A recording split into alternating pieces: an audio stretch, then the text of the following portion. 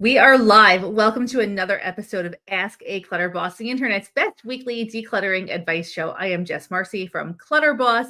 At Clutter Boss, we help professional women come home to a calm home every time you walk through the door. If coming home to a calm home is something that you are interested in doing, just let us know in the comments. We will drop you a link to our upcoming free workshop where you can learn about our proven strategies and methods that help you come home to a calm home every time. Today's topic is something that comes up so frequently in our decluttering journey, and it can be such a huge stumbling block that it prevents you from moving forward and it prevents you from completing your decluttering, and it gets you stuck in this endless, vicious clutter cycle.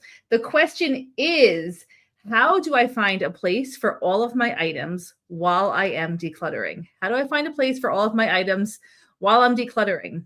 Let me know, have you struggled with this?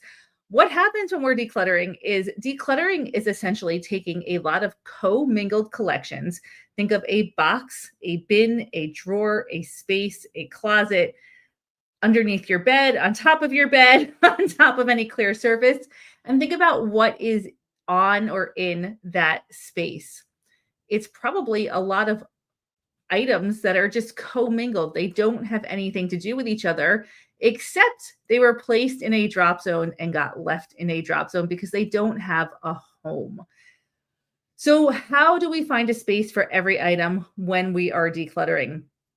The most important thing, and I think probably the most overlooked thing or part of this equation, is that we need to be living within the storage space that we have. So, the biggest struggle I see with most of my clients is we have, say, a 2,000 square foot house that has maybe roughly 500 square feet of storage space, but the items that you have take up maybe 1,000 square feet of storage space. So you're living well outside of the storage space that is available to you. And the solution that is sold to us over and over again is to create more storage, optimize your storage, buy more storage. The only way that you can create more storage space is to dig into your floor space. And that's not a great option because floor space, the amount of free area we have on the floor, is incredibly important to our mental health and to our physical health. When we live in an environment that has clear areas on the floor, we are able to maintain it better. It's easier to clean. It's safer for us. We have less tripping hazards, less fire entrapment issues. And because we're able to maintain the space from a cleanliness perspective, it's less likely to have environmental allergens like dust and mold or rodent droppings. So the idea that we can just create more storage space by adding more stuff to our space for the purpose of storage is a terrible idea. Absolutely horrible idea sold to you by a big corporation that wants you to keep buying more stuff and paying for more storage to store more stuff. So you buy more stuff to store more stuff. It's so crazy that now we actually buy or rent storage units. We pay to store our stuff that we're not even using. We pay for the stuff, we pay for the storage, we pay for extra storage, we pay for long-term ongoing storage. And it's all really at the expense of our physical and mental health. And that stops right now. That stops now. If you are watching this, I want you to make a commitment, an absolute commitment that your goal is going to be to live within the built-in storage in your house and other reasonable storage. Like if you have a dresser in your bedroom, that makes sense. If you have a dresser and plastic drawers like on the floor and then stacked up on top of your dresser, and you bring in a second dresser and you have under the bed storage and you have over the bed storage and you add extra storage into your closet and you have stuff hanging off the back of your doors, that is living well outside of the storage space that you have available. And you have this false sense that when you declutter, it's going to be super easy because you have all of this extra storage or you have a lot of storage and you can use that And everything's going to work out great because you have this storage, or you're going to buy storage, or you're going to create more storage. It's just not the right answer. So this is the cold, hard truth here. And it really is a cold, hard truth. But the sooner that you embrace this truth, the easier and faster your entire decluttering journey is going to be. And that is, we need to live within our storage space, period. Storage space is a parameter for our life, and your parameter is different from my parameter. Just like we have different amounts of money in our bank accounts, we have different amounts of time that we have free every single day based on where we are in life, our different responsibilities. We also have different amounts of storage space, and that's okay. It's okay. It's okay to live within your budget. It's okay to live within your time parameters, and it's okay to live within your storage space. And once you figure out, I can't keep all of this stuff, it just literally does not fit in my house.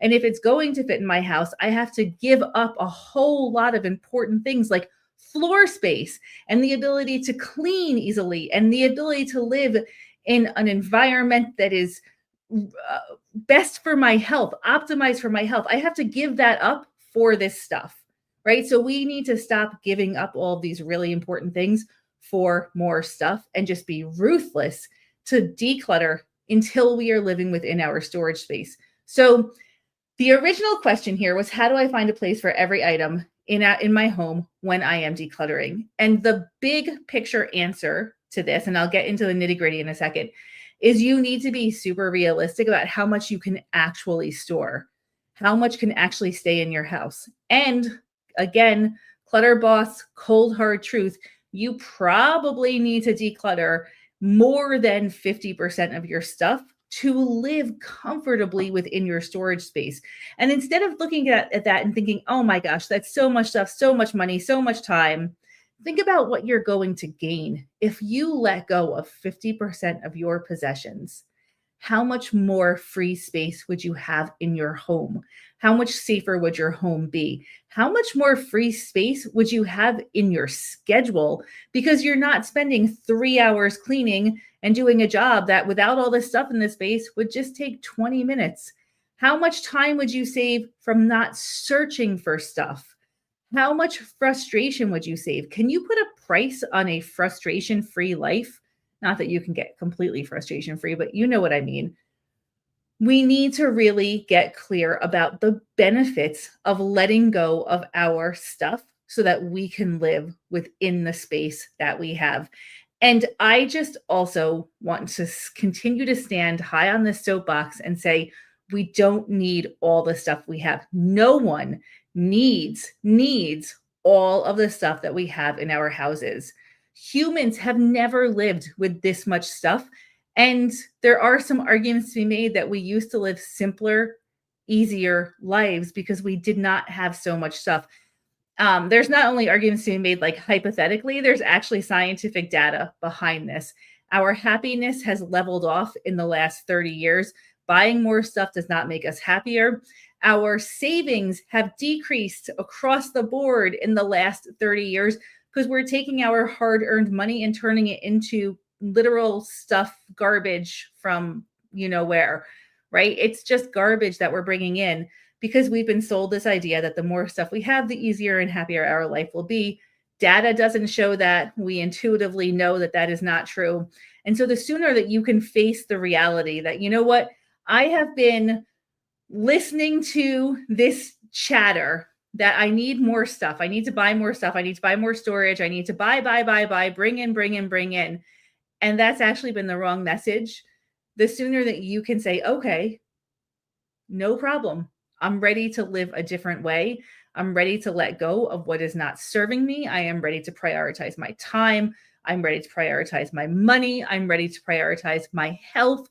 I'm ready to prioritize my sanity. The sooner you can get from to that point, the easier this process will be and the easier your life will be. So if you're sitting here fighting yourself, letting go of stuff, fighting, but I spent money on it, but I don't have time to declutter, but I don't want to invest in myself, but I'm scared of what the outcome is going to be. Let go of that. Let go of that because that is not serving yourself, not serving your greater good, your higher good, or any good. If you want to show up as the best version of it is time to let go of the crap that is holding you back. It is time to let go and move forward. You know what to do. You know what to do. And is it scary? Yes. Is it worth it? Hell yes.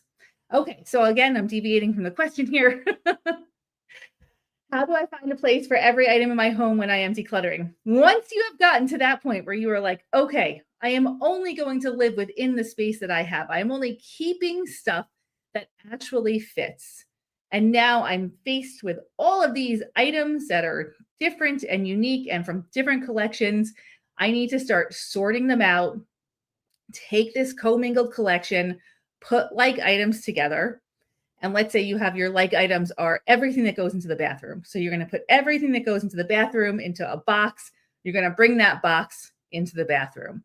And then you are faced with the fact that your bathroom is full of stuff already and there's no place to put anything. So it's hard to put stuff away and you're trying to declutter and get organized, but you can't even put stuff away.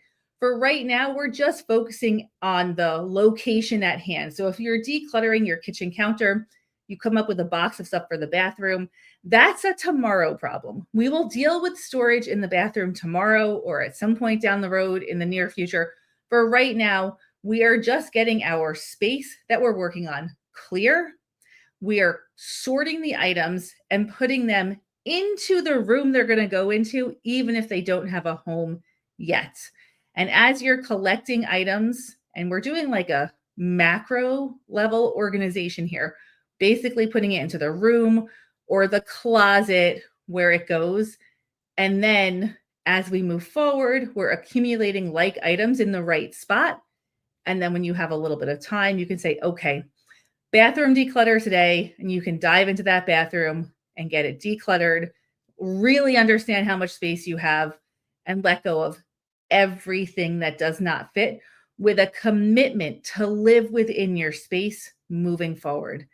That's how it's done, folks. It's not a one and done. We don't get through our entire house in a day or in a weekend.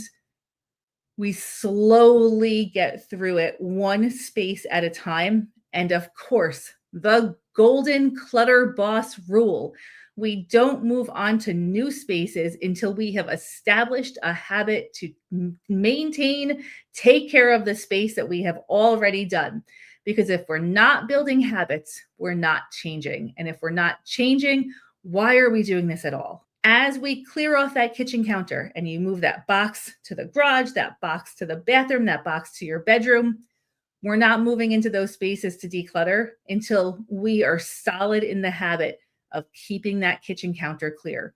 And once you are solid in that habit, every single day, you get that kitchen counter decluttered down to zero, meaning nothing remaining that doesn't belong on the kitchen counter. Zero is not empty.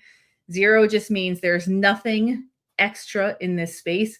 We get that down to zero every single day until we become the person who does not have a counter in your kitchen that is covered with clutter ever. You have a decluttered kitchen counter. It's who you are.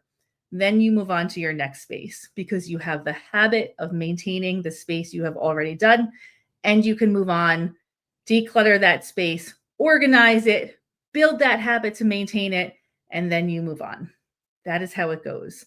So, long answer. But I hope that the big picture here is really helpful because we're living woefully out of the space that we have in our homes. It is destroying our lives. That is not an overstatement at all. It is taking our time. It is taking our energy. It is impacting our health right and left. And it's time that you took your time, your energy, and your health back by letting go of the stuff that is holding you back. And if you need help and support doing that, we have the best decluttering program on the planet that helps you get through all of your spaces and build the habits that you need with incredible accountability and incredible community to support you along the way. At Clutter Boss, accountability is mandatory. If you're interested in learning more about our program, hop into our live workshop that I'll drop a link in here when I'm done, and learn more about how we work with our clients and the process that we go through. And maybe we're a good fit to work together. All right, Jes Marcy, Clutter Boss, signing off. Bye for now, friends.